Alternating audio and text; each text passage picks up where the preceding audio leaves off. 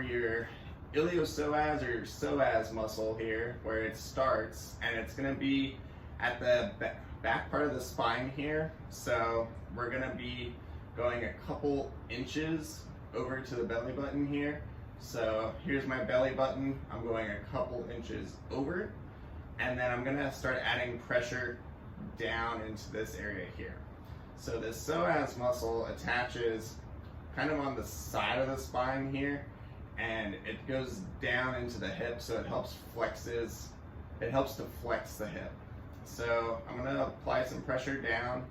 I'm just searching for any areas that might feel tight or painful through here.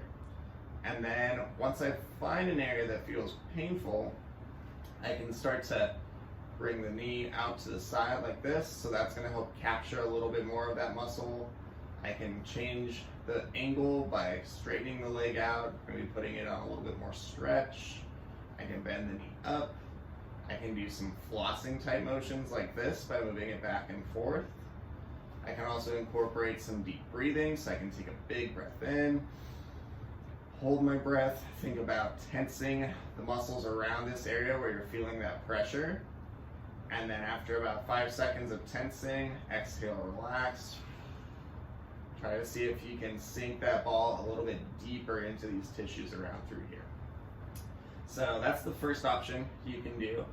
The second option is going to be adding a little bit of weight to this. So same thing, we're starting with the ball here, and then I'm going to take the kettlebell and I'm going to place it on top of the ball. So I have the kettlebell here, and then the ball's going to go underneath. So I can kind of rest the kettlebell on the stomach for a second, place the ball underneath, and then I'm going to roll the kettlebell onto the ball. So it's going to give a little bit more pressure through here. And then a lot of times you can feel a lot more coming from that. So you can do the same thing. You can move the leg in or out, working on these muscles here.